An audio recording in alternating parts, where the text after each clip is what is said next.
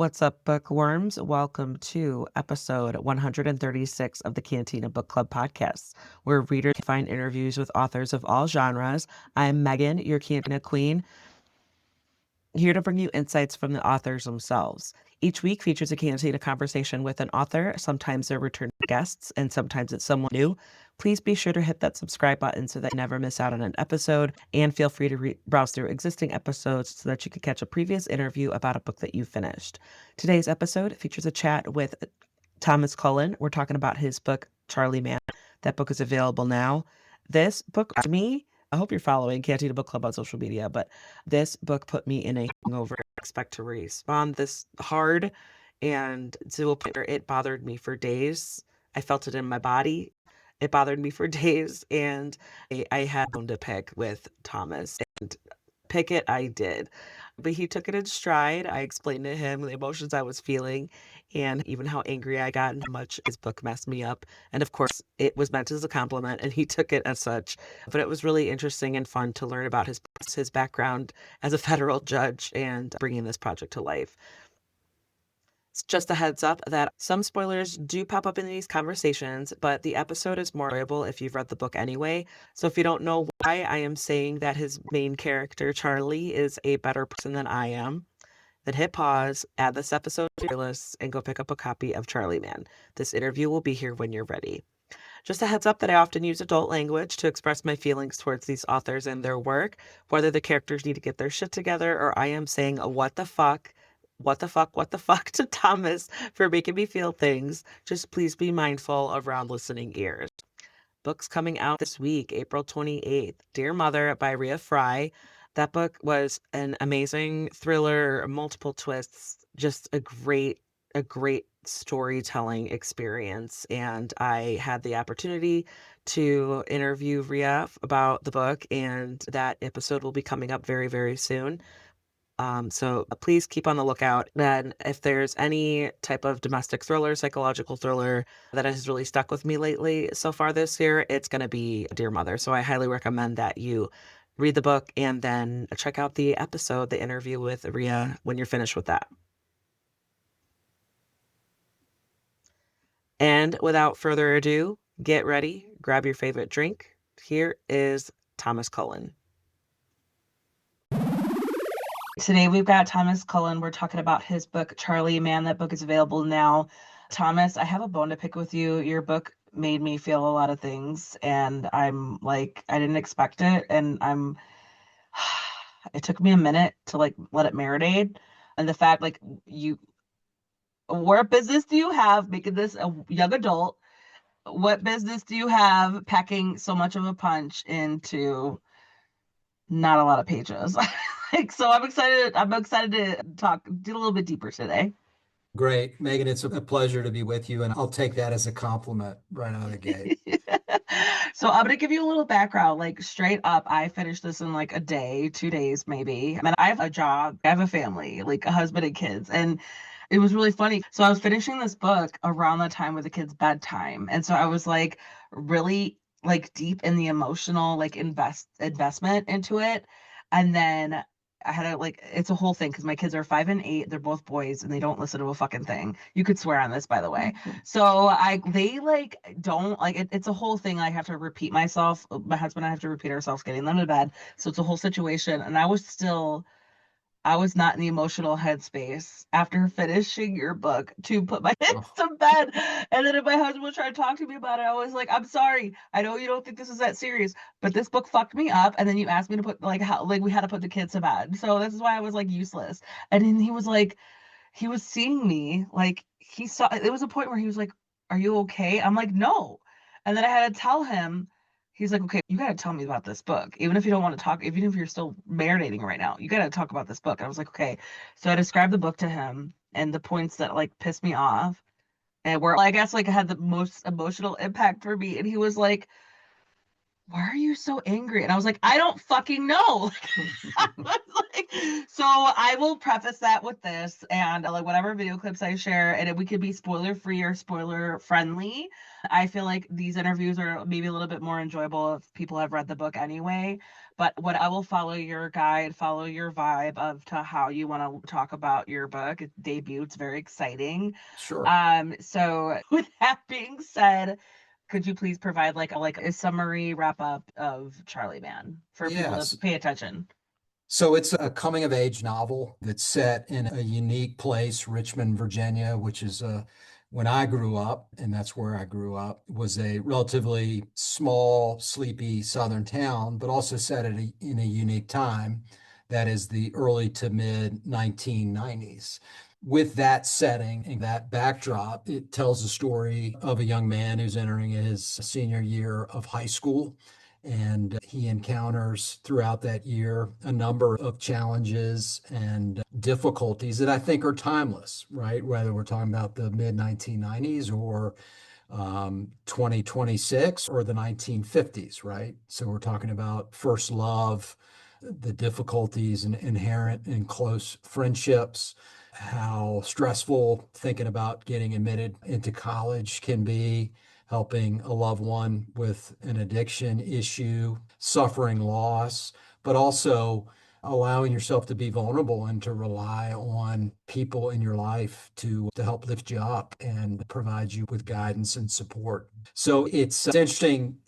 I think most folks who have really enjoyed the book are either my age or a little bit older. So I think the book resonates with readers who came about around that time in terms of the music, in terms of not being wedded to a cell phone, not having social media where, It is hard to imagine sometimes when it you is go hard to back into imagine. it. Yeah.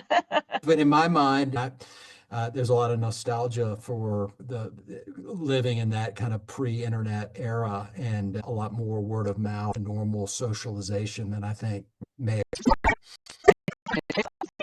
I'm a sucker for historical fiction because I love just how authors take creative agency with things that actually that in the 90s, which is crazy to think like, oh, that was 30 years 30 ago. years ago, right?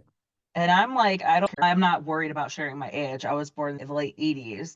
So Yeah, the 90s were like, I was starting to like in reflection, in retrospect, now I realize, man, that was such a good time. So I was like 8 or 10 years old at the sure. time. And so like just to step back, it was clear and it was all but it was also clear enough and long ago enough where you're like, oh yeah, like wireless communication wasn't quite a thing yet. It And wasn't. it was like, how do you court someone? How do you keep in touch with someone? And it's so different today. Like I said, I have like two kids, and I'm like, God, I'm so fucking worried. Like that because it's not even just like the internet, it let alone other people, like other kids their age, and like the peer group. How does that change the dynamic? So there's so many implications into that. And but it's very, it's, I hate that historical fiction was in the 90s right now. So Yeah, it's like, makes us all a little bit older than we want to be. absolutely. Okay, so God, okay, so we could talk about your present scenario, your background. This is your debut. Congratulations. It's very Thank exciting. you. I want to talk about your background and maybe like what led you to put Charlie Man into the world. How did, any skills from your professional or personal life that kind of transferred into this new project? Sure. I guess you're alluding to my day job. I'm a federal judge. I have been for almost 6 years. And before that, I practiced law for a long period of time. So I'm best known as a lawyer, now judge. But writing has always been one of my loves and a joy to do. I think I became interested in writing as a teenager and largely because I was an avid reader, right? I had a mom who read to me and my siblings when I was really young. Every night before we'd go to bed, she would read to us for half an hour. So I loved reading and did a lot of reading as a child, in particular as a teenager, a great student. I was but I love to read and I became a pretty good writer.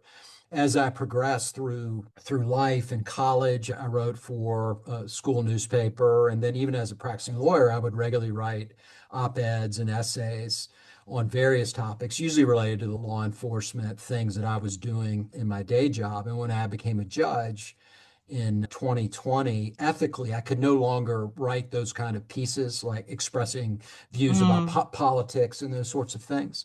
So I had to find a new outlet. And I wrote a couple of pieces for our large nonprofit news outlet in Virginia called Cardinal News on benign topics like the joys of attending an all boys summer camp or the joys of fly fishing in January up at my cabin with my golden retriever. And I had a lot of fun doing that. And shortly after I wrote the second of those articles, I just decided that it was time to take a stab at writing a novel. I had thought about it for a long time. I had a general sense of who the main character was, a couple of the other characters, where the book would be based, where I grew up in Richmond at that time. But beyond that, I really didn't have a clear sense of how the plot would develop, who the other characters would be. I was really fearful. I'd done a lot of writing in my life and consider myself a decent writer, but dialogue was completely new to me. Could I pull that mm. off? Could it be authentic and help drive the story? And ironically, as I got into it, I found that writing the dialogue was one of the most enjoyable aspects of the project. So the first draft came together relatively quickly within 2 or 3 months, had what turned out to be a pretty rough manuscript. Of course, spent another year with the help of a couple of really talented editors through my publisher to polish it, rewrite, and make it better to get it to where it was in good shape to be published. But that's how it came about, what inspired me to do it. Okay, so there's a lot to unpack there. So you said you weren't a very good student, but you're a fucking judge. Like I wasn't a great law high school. school is like really hard, Yeah. So right? if I Or could, unless you want to do Elle Woods, what? Like it's hard. yeah. Like So if you look at my trajectory as a student, right, I was mediocre. I attended what we would refer to as an elite private school, right, where everybody is really thinks they're smart and their parents like maybe drive. there's a small pool of comparison. Like, Yeah, yeah, exactly. So yeah. you're in a really competitive environment. I was in the middle of the pack. I would pick and choose classes I was interested in. I was always interested in English and history and those sorts of things. I was terrible at math. I was okay at science. I got into college and could really focus, right, on classes and majors that interested me. And then when I got to law school, I performed better as a student in law school than I ever had in my life. Maybe like something clicked It just clicked. It or was just the yeah. subject matter was interesting. I understood it. I was passionate about it. I was committed to doing well. So I put more time into it. Yeah, so how much like again, to piggyback off of something that you said was like how much of yourself did you channel into Charlie? So they say, or it's often said that first novels are at least partially autobiographical, and I think that's true with to the extent that Charlie reflects some of my experiences. Certainly, I grew up in Richmond at that time. I attended a private school, although it was co-ed. It wasn't all boys. And I think many of the characters are reflective of people that I encountered along the way. There aren't any dead ringers. I think the honest way to answer that is there are composites of some people. Kind of like inspired. Yeah, yeah, Yeah, yeah. exactly. Yeah, I've had a lot of friends who've read it, and Is that you know, me? is that me? Yeah, so I get a lot of that, and I have to deny that that's you. Okay, so I definitely there's a handful of questions I definitely want to ask, but I also am I have bones to pick with you because of how much like you made me feel things. And I don't like the things you made me feel. So I want to like lead into that. But so I'm gonna start with like so this is kind of like young adult.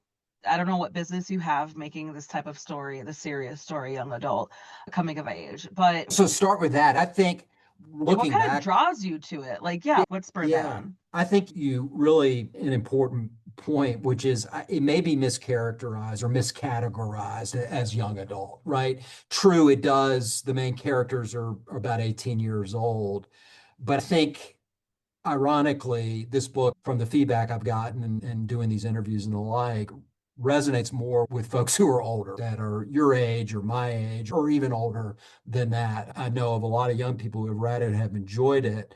But I think some of the experiences, particularly just how young people in the 1990s related to each other, is totally foreign to them. So they don't relate to it in the same way that adults have related to it in the way that you alluded to.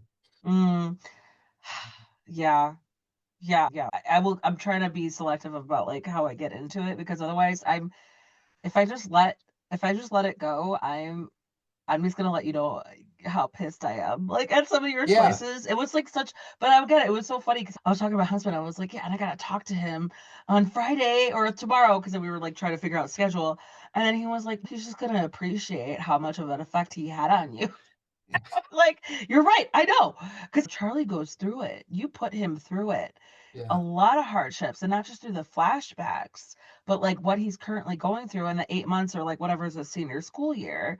And I like some of that was like, hard to hear, learn about, but I appreciated it because I always appreciate like a book or a series or like, I don't know, I guess if you're not sure about YA, maybe like new adult, because there's like, I don't know, sex scenes not really alluding to, but also fade to black maybe. And then there's also like swearing, cussing, but it's not like pervasive all over the whole book. And then I would still consider it like almost like a beach read or a cozy rainy day read where I finish it in like a day, less than 2 days, and it kept me like you did a good job of storytelling and pacing where I wanted to keep reading. And I feel like that's so important, especially with like kind of a contemporary-ish fiction like that, where it's like, oh, it's not a horror, it's not a thriller, it's not a romance, it's not a fantasy, it's not a sci-fi. Where does that fall? And then how do you still keep the reader engaged? And so I appreciated that for sure. Like you kept me engaged. So you got a knack definitely for storytelling, or whoever your team can help you get that knack down. But also, there was just so many punch points. Like I became invested in Charlie's story and him as a character. And so I think that's why I got so angry with some of the stuff that happened to him. Like I could cut this out, whatever, but okay, I write notes. Okay. Like I'll read you line for line at certain points. I was like, okay, let's see. Oh my God. Okay. If they do this, I will hate them both. I'm sure you know what I'm talking about. If it really was, and this was before it was confirmed, I hate them both. I hate them already. And then, oh my God, Charlie caught them. And then, how long is this going on? And then a couple lines down, I was like, okay, maybe I'm an asshole. Because you take I, us through it. You take us through it. It's like we feel a certain way, and then we're rooting for Charlie, and then we're on Charlie's side, and then we're like I said, like Charlie's a better person than I am because sure. if what happened to him happened to me, I would have fucking kicked them both to the curb and said boo-hoo. Like I don't feel sorry for you that you feel bad about anything. Boo fucking who. Because that was like that hit me hard and I didn't realize how triggering that would have been for me. And so we could explore that, but I'm just letting you know that's where most of my bones to pick with you are. Yeah. So I certainly know what you're referencing, and it is a gut punch. I think one way or another, when we go through life, particularly when love is new, betrayals happen, right? And they're awful. And we've all felt like that, right? Where you just want to get on your knees and you're wincing because it hurts so much. And that does happen to Charlie. And I think it's exacerbated by the fact that the people that betray him are those that he loves most. And to your point, Charlie is probably better than 99% of us. And I was like, ultimately, how realistic of an 18-year-old is he really? But also, how but you point out like he's already been through so much. he's already been through Yeah. so much. And what else does he have to do but ultimately to forgive and move forward? It's a testament to Charlie's character and part of his ability to be resilient. Fine. But I Because I take, was like, I was so bad. And it was a whole thing because I feel like I didn't have the proper time to like let it marinate. And again, like I did not realize how much that trope on the page would affect me.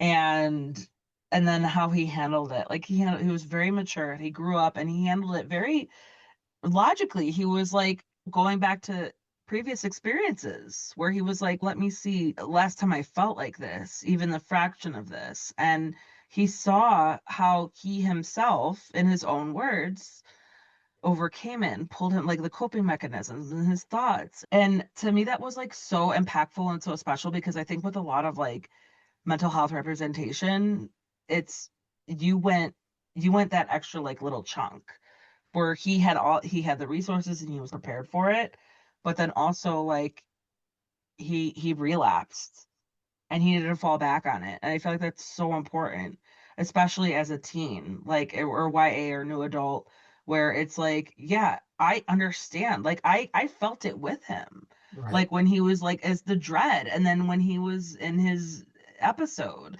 And I was like, dude, like you are vindicated in everything you feel right now. Like I felt it with him. And then he had to pull himself out. And I was like, and forgiveness is a bitch, but it's also a gift, right? It's Like, cathartic, right? yeah, I'm not good at forgiving people. I'm not So, either. so how are you a judge? You're like, no, fuck you, 10 to life. I don't know. Can't comment on that. Yeah, so I want to peek into other things. Again, piggybacking off of that, how did you navigate some of those potentially content triggers? Like, because there's a lot of serious things going on. Yeah. How did you So navigate that? that's a great question. So when I set out, like as I said earlier, I knew who the two primary characters were, the narrator and protagonist, Charlie Stewart, and then his best friend, Bo Miller. And I knew what the first chapter would entail, where it would be set, and what would happen. I'm asked sometimes, are you one of these writers who conforms to a rigid outline, right? You go into a project, you've got every chapter outlined in detail, characters, dialogue, and the like. And I really didn't, even though I use outlines and think and plan my writing professionally as a judge, I didn't do that with this. It was really organic. So I had the first chapter where it ended. I knew where it needed to pick up, and then from there, how the plot would flow, and then how characters would come into place. But I really just planned it as I went. I would get ideas for certain things, certain encounters, big events along the way. I do a lot of running. I live in the mountains of Virginia, and we have trails very near my God, house. elevation. Like I Yeah, run, but I go at a pace, and I'm in Illinois. I'm in the Chicago area, so it's flat. yeah, So anybody who like goes at elevated or like various up like and down. elevation, yeah, I'm like, Yeah. oh God, good for you. Like, Yeah, I love it, and I do some of my best thinking when yeah, I'm that's when what I'm I hear there in the about talking to woods. other authors. Like they like if they sit out on a computer, Yeah, it's they're surprised themselves as if they're like going out for a walk or getting on their mean time or getting like their self-care. yeah, That's when things start flowing. no, And I'm absolutely. like, yeah. Absolutely. And that's what I would be on a run. I've been working on a chapter. I would think about it and ideas would come to me, and I would get back home and just scribble out some notes about things I wanted to include and remember Yeah. when I sat back down and started to write. But a lot does happen to him, and he goes through an awful lot more than any 18-year-old should have to face, certainly in 1 year. And interestingly, when I first wrote the first draft of the manuscript, the ending was a little bit different. And my primary editor, in giving me feedback through the first cut, essentially came back and said, "You can't leave him like this. He's been through." Okay, I can edit this out, but I need to Yeah. know. Can you tell me like what the you can't leave him like this was? Yeah, without giving too much away, I'd say the way the book ends, Charlie's kind of driving away. He sees something up in the window. He exchanges glances with someone. He smiles. And my hope is that as the book concludes, the reader feels like Charlie's going to make it. He's okay. He's moving forward. And Even if I don't think you should have forgiven even people. if he shouldn't have forgiven and all of those things. So the way I'd initially ended it was on the dam itself, just kind of looking in the distance, thinking about his friend and just closing it right there. And I think that would have left the reader wondering, what does he even get off that dam? Oh, okay.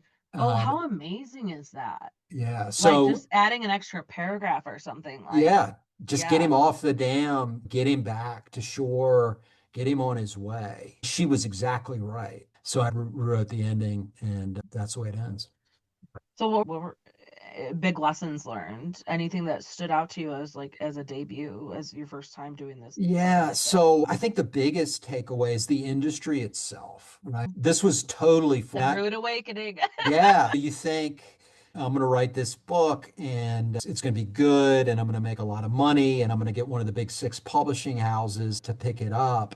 And then we start doing research and talking to people who have done this, you realize the Mm, path is by and large not available. yeah. for debut authors. If you haven't published a book, you haven't sold 5,000 copies, good luck getting any interest in that, particularly this type of book. It's unique. So I was really fortunate that I was connected with my publisher that's based in Virginia, and that helped. And I think it also helped given who I was, right? Kind of a public figure who's got an There is an interest in, element of interest because, like, right, oh, you're a federal judge and he who writes writes a a book book. like this? Yeah, I think they were interested in that primarily.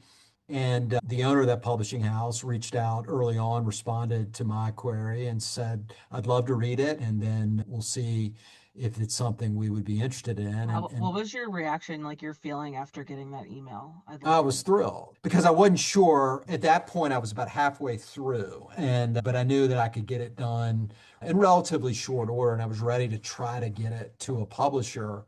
And I didn't know I didn't have a lot of fallback options. I was going to have to go out and find some other indie publisher, Oh, smaller not like you have publisher. a judge profession like fall back on if this doesn't work out. Oh yeah, Like, that's true. So don't feel too sorry for me. no, it's like you're putting yourself out there. It's a big deal. And you should feel like you're justified in whatever, however you feel about this. And I would feel like, just from my perspective of reading this, even though it's been out in the world for like a year or whatever, you got a strong beginning, Well, even with thank you. this. Because I like it's I feel like such good writing. It's like good storytelling, good pacing, and good twists, and good like getting, but like also getting the readers like invested. And I was invested. I felt so bad for Charlie, and I was like, oh man, he can't catch a break. And then when he does catch a break, he still has to fight for the break. And like just with his big moment in the football game, it got hell right before he was like, oh god, I gotta do this. And like, and then he got rewarded for that. And also, it was tricky. I imagine I want to explore that too, like having to tap into the high school mindset, Yeah. like writing from a first person point of view Mhm. from like a 17, 18-year-old. Like, how did you tap into that? Yeah, that's a great question.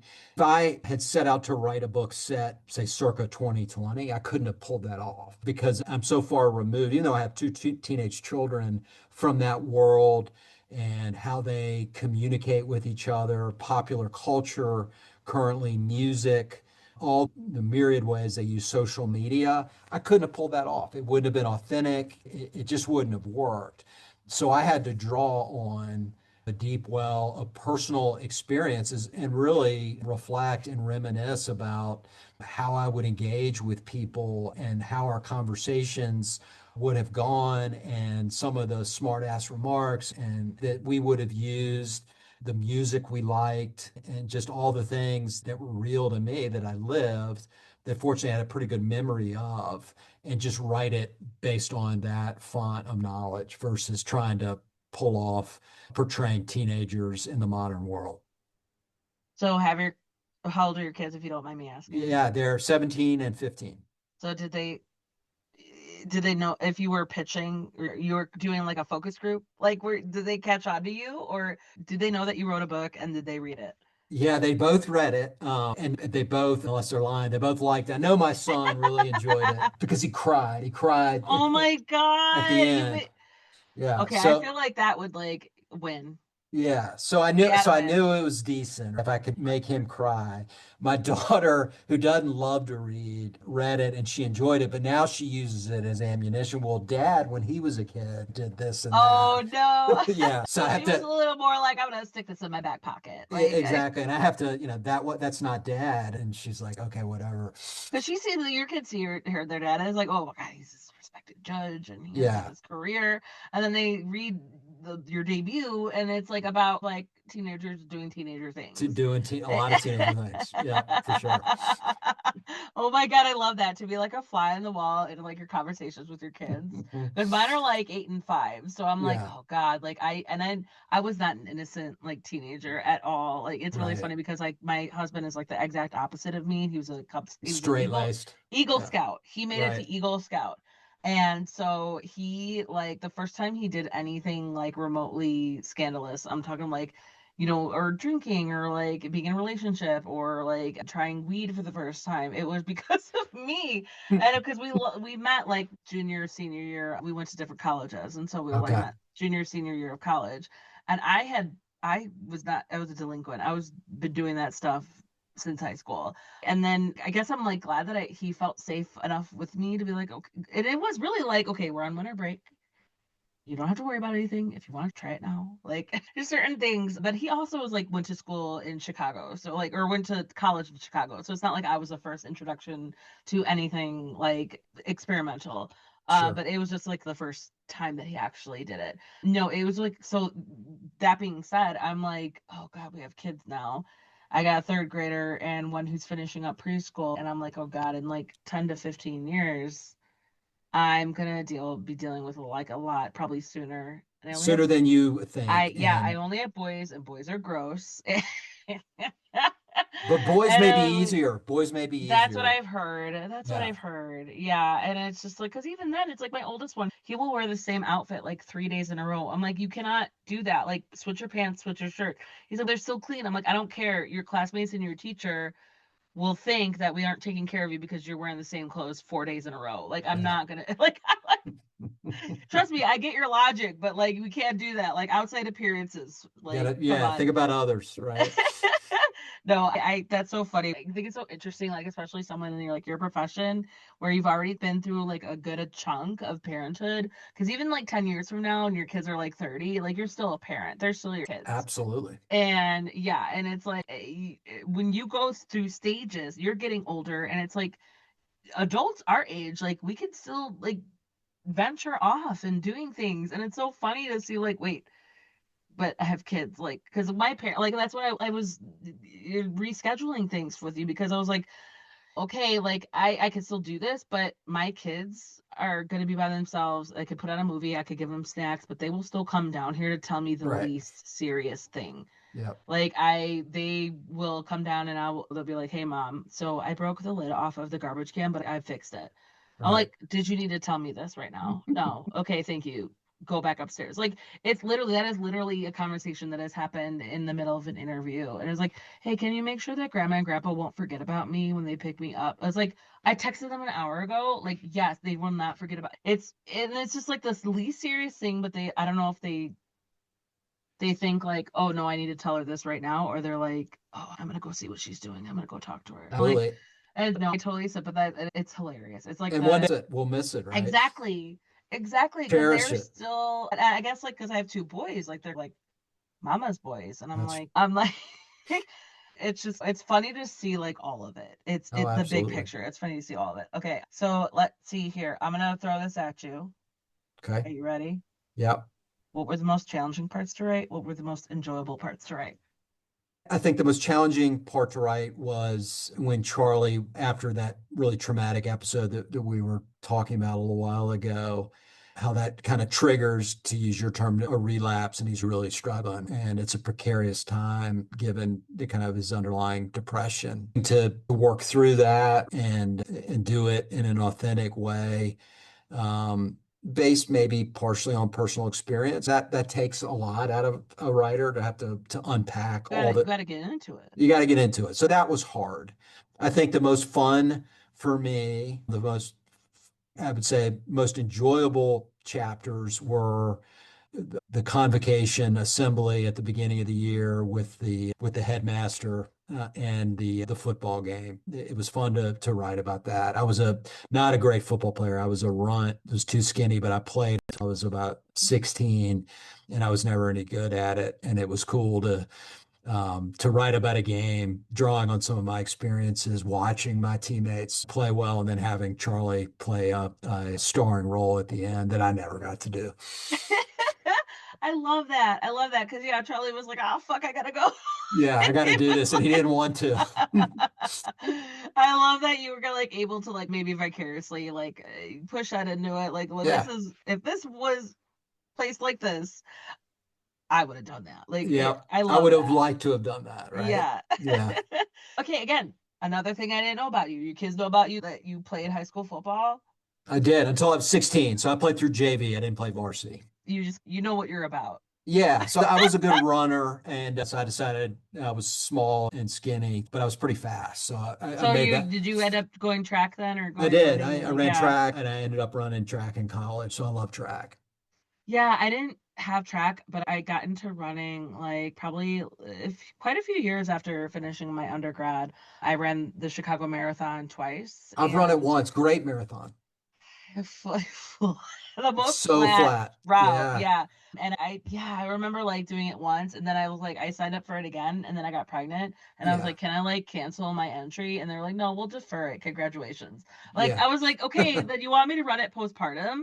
And so I did, and my time was like so different, but I was like, that's all right. I got It it's doesn't like I'm matter. gonna finish it. I'm gonna finish it no matter what. Yep. Because I'm not like a sprinting runner. I distance runner. Like I'll go at a Yeah. pace where I Just can just plod like along. Yep. yeah, yeah, and it's like okay, like I'm with my dog, like Yep. and it like what you said, like because like I've recognized depression and anxiety in myself at 13, Mhm. where I guess that's why I got just connected to Charlie so much because I was like, and it wasn't even like anything that triggered it. I don't maybe it probably was something that triggered it, and I just don't know. Maybe not. I can't pin it down, but I remember telling my mom, or I don't remember, but my mom told me that I told her hey, something's not right. And Yeah. luckily, like I'm half Mexican, my mom's Mexican. Luckily, she was like, okay, let's check it out. Sure. Because otherwise, that was like the fucking make or break because it's taken a long time. But I found like that special sauce that like helps me just deal with it and address it and be healthy with it and live with it. And it's like, that's why I'm like, okay, like no matter what you're going through, like it's like just respect it and then take the next step, right? Like Absolutely. and I've done with, I think that was the depression and then the relapse, depression, anxiety, and the relapse was because you got into it, like where he was like just numb or he just didn't want to, his time that he had, he wanted to not be around for it. So Yeah. that's like where you're tapping into those deep, like, it's hard to articulate, Yeah. but like you tapped into those feelings. And I feel like that's why it had such an impact on me. But what triggered it, I was like so pissed. And then I was so pissed that Charlie was a bigger person. Mhm. But even then, I was like, okay, good thing that he was a bigger person for one. For the other one, I would have been like, kick her to the curb. I was like, I just like, I don't know, maybe it's because I'm like approaching 40 next year. I'm like in that like woman, like middle aged, like I fewer fucks to give. I don't know, but I'm like, that is toxic behavior. I'm cutting that out of my life. But Yeah. Charlie was like 17, 18. So Yeah. he was like, he had already been through so much, like how we talked about, where he was like, okay, like I can use my tools that I've learned to get through this. And I'm like, I was just thinking, like, baby boy, you don't need to talk to them for the rest of your life if you don't want to. Right. And then I was talking to my husband about it, like telling him the story, and he was like, that would have been horrible if you didn't forgive him and then that happened. Right. He's like that. I was like, I know. I know. I'm so mad about it. Like, Have every right to be. yeah. Like, what did that kind of come off in your storytelling, or was it like maybe editors that were trying to push you to be like, push it up, like raise the stakes, give us more investment, like, because I'm So like, yeah. So fucking Thomas, why? yeah. Yeah. So I think most of that was me. Sometimes though, I would get feedback on the reaction or how he expressed something, and I would get pushback. Are you sure about that? Because somebody could argue that that's not authentic or it's more than that. So that feedback for those sorts of things, and just across the board, you know this, how important having a good editor is to push you and get you out of your comfort zone where you're so focused that you can't take a step back and just all right, what are you really trying to say here? Yeah, your answer makes sense. I'm still pissed off. I'm, I'm glad at one part, at like part one of forgiveness, I'm okay. It's like whatever where you wanted the story to take you, and that's your author choice, right? That's your Right. authoritative voice. Author's prerogative. Yeah, I would have been like, fuck you, bitch. Like, Yeah. and then I was telling my husband, I was like, no, this is like fucking bullshit that like he just forgave it. Like he's a better person than me, and I'm mad that he forgave everyone. And my husband was like, okay, but why are you so mad? And I was like, I don't know. I was like, I don't know why this is touching me so like viscerally. But if anything, like he said, he was like, you just complain to him. If you give him shit, he's just gonna be happy that he affected you. That Yeah. and I was like, I know. Yeah. If you were just bored, then we probably wouldn't be talking. Oh God, I know. I didn't know what to expect because I think like when you or your person reached out to me, I was like, yeah, I'll look in my schedule, and this one was like, oh, it's only like around 200 pages. Like this is fine. Like it affected me so much than what I was expecting, and I appreciate you, and I'm also mad at you about it. All right. Oh fuck. Okay. I have a couple like silly questions, and I'm All trying to right. think of which one. All right. How would Charlie wash the dishes? How would Bo wash the dishes? How would Catherine wash the dishes? They come in and they see a sink full of dishes. How would they tackle that?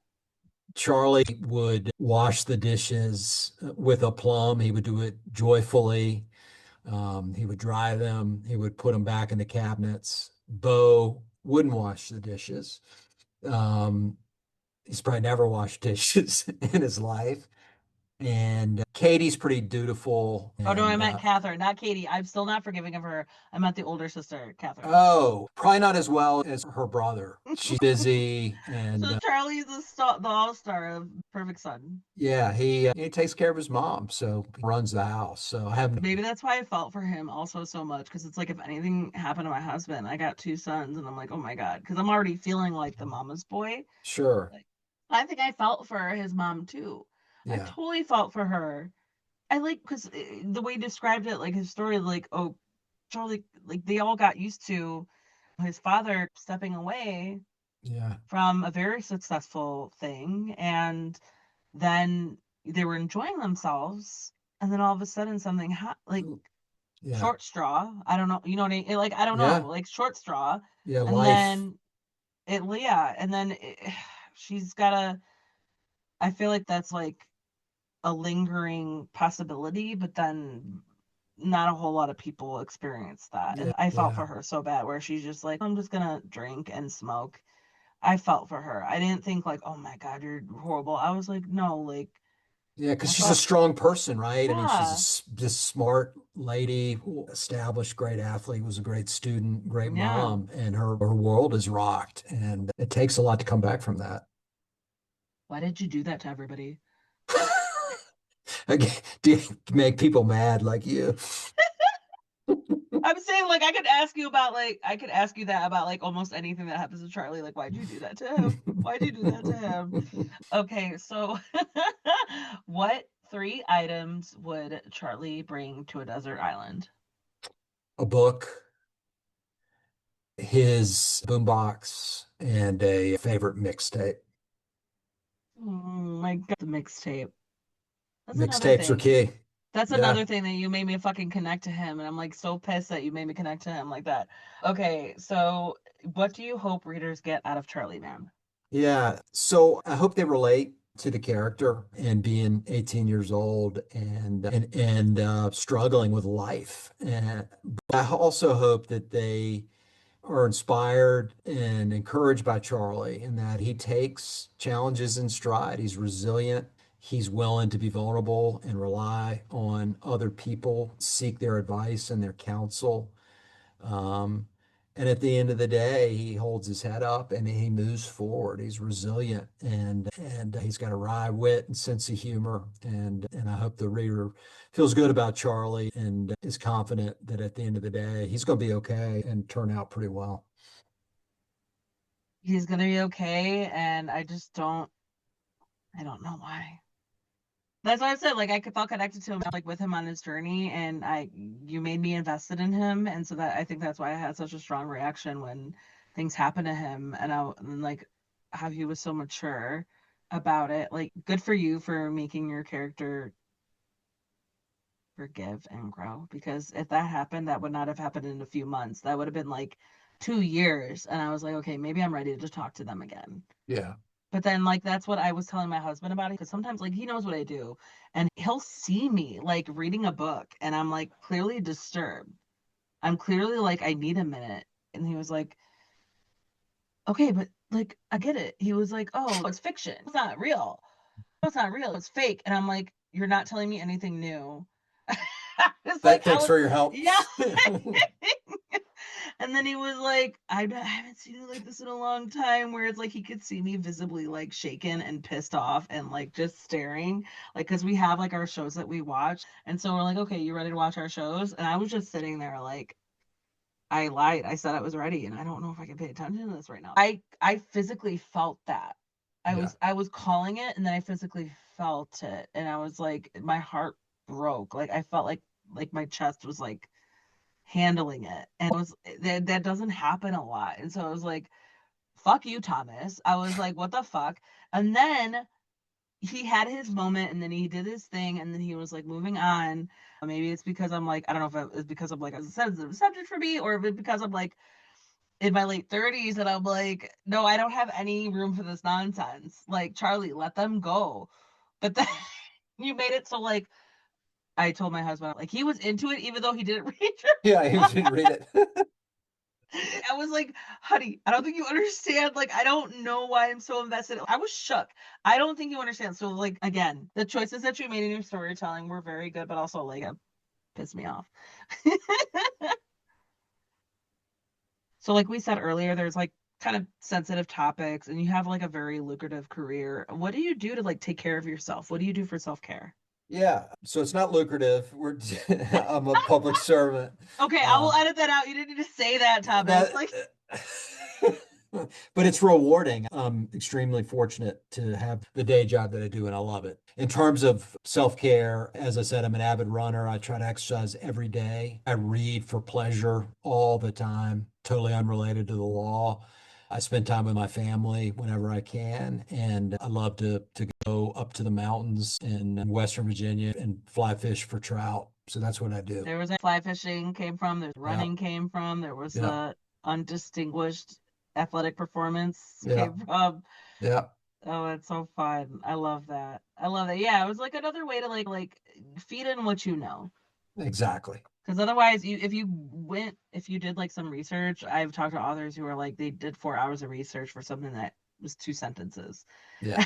And I Write love what that. you That's why know. I love asking about research, because I know like even writers, and I'm sure of you in your experience in your academics and your career, you've had to search for things, Sure. and Do it all the time for my day yeah, job. Yeah. and got caught in, you realize that, oh my God, it's time for dinner. Like, Yeah, for sure. absolutely. Thomas Cullen, where can we find you online and on social media? Yeah, so judges, particularly federal judges, can't really do social media because of ethical restrictions. So I don't, other than having like a personal, I used to have Instagram, but I'm not active on it. I don't have a website, but I'm not hard to find. So if you're interested in the book, just Google my name in the book. You can go to Amazon and other outlets and read reviews and listen to podcasts like yours. And if you want to get in touch with me, I'm not hard to find. So I'll let folks find me that way. How about that?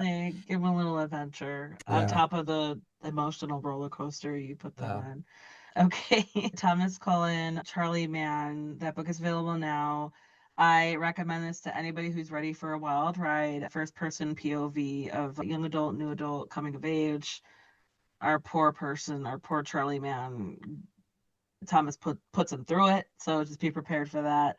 And if and when you decide to work on anything else, feel free to reach out. I'd love to chat again. I would be delighted. This has been a lot of fun, Megan. Thank you. And there you go. That was Thomas Cullen talking about his book, Charlie Man. That book is available now. Check out the show notes where you can see links up where to find Thomas online and on social media, and where to purchase the book. In the show notes, you'll also see where to find Cantina Book Club on your favorite social media book communities, such as Bookstagram, BookTok, BookTube, Threads, Facebook, and more. And I would love and appreciate it if you could hit that follow or subscribe button so that you never miss out on book reviews and author interviews. If you have any book-loving friends who are looking to get more out of their reading lists, please share Cantina Book Club with them so that they can find upcoming releases and interviews with authors. Another way to help this podcast is to head over to your favorite podcast player and give Cantina Book Club a rating and review. It helps me to reach more potential listeners and fellow book lovers like you. And that goes for any podcast that you listen to. It's one of the easiest things that you can do to help out. If you need book recommendations, you can reach out to me. I am always excited to share my recent favorites. Or you can head over to cantinabookclub.com to read more in-depth book reviews of all types of genres. While you're at it, you could subscribe by entering your email on the website so that you could get new reviews and episode posts delivered directly to your inbox. If you want to support Cantina Book Club even more, you could donate by finding the form on cantinabookclub.com, whether it's a one-time donation or as little as $1 a month. I seriously appreciate the support and will share my appreciation by giving you a shout out on the show. And finally, one of the best ways to help authors promote their works is to head over to Amazon, Goodreads, Storygraph, wherever you leave ratings and reviews for your favorite books. It's free. It helps out almost as much as actually purchasing the book and then tagging on social media. Thanks so much for listening and see you next time. Cheers.